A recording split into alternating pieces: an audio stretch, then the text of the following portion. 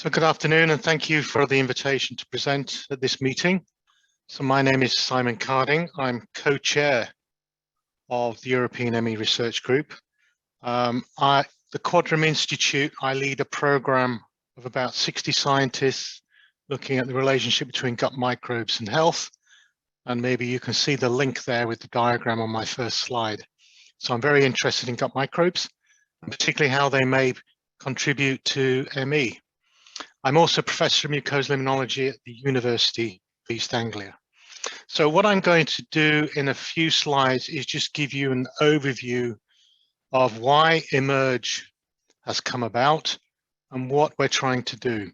So see, the mission statement is there on the first slide: to promote and advance ME CFS research, not just in Europe, but worldwide.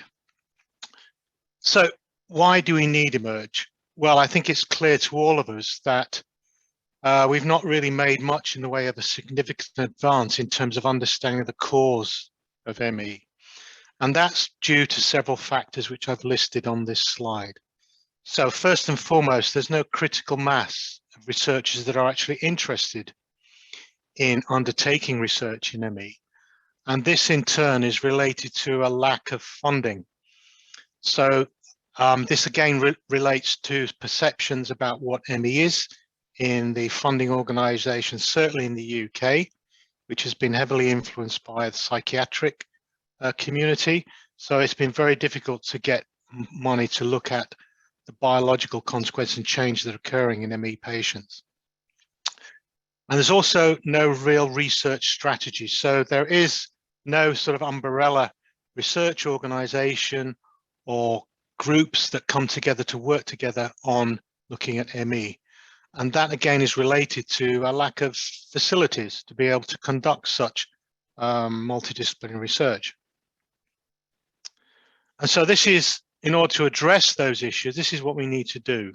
So obviously we need to secure long-term commitment to funding, and that's just not just basic research, but also to clinical research. So utilizing patients to understand the disease.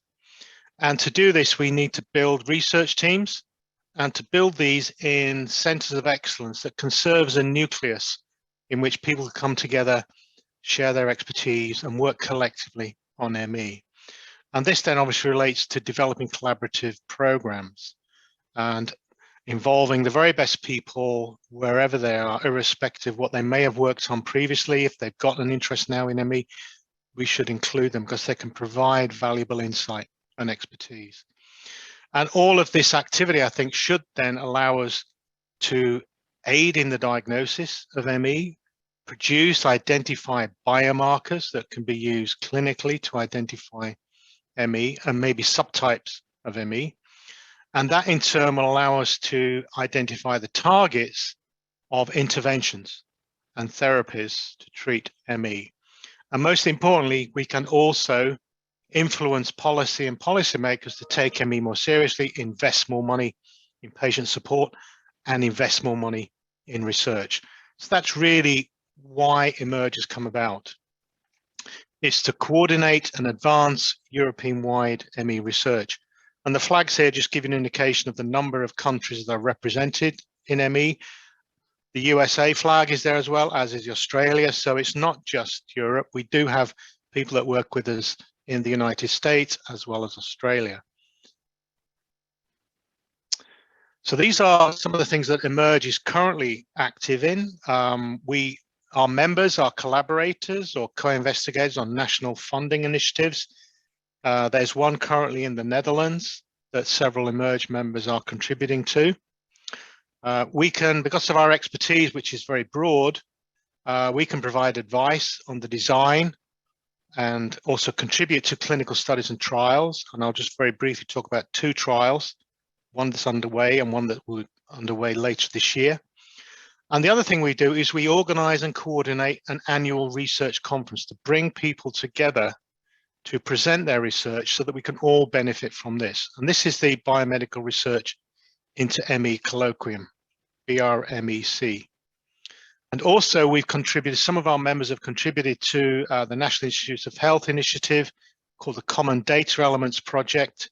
And myself Elisa and Jonas have contributed to subgroups on trying to identify and produce best practice to identify biomarkers and immune markers in ME. So this is the Common Data Elements project, and Vicky Whitmore, who's talking later on, may want to say something more about that. So we just last week had our 11th International Biomedical Research Colloquium into ME, and the focus of that meeting was actually on ME and long COVID, and looking at the emerging insights into the mechanisms and complexity of post-viral fatigue. It's a very successful meeting. We had 18 countries represented, stretched from North America through to Europe and then Australasia. 200 invitations went out to researchers with an interest in ME, and we had over 120 registrations, people attending the two-day conference. So that's a very important part of what EMERG is doing.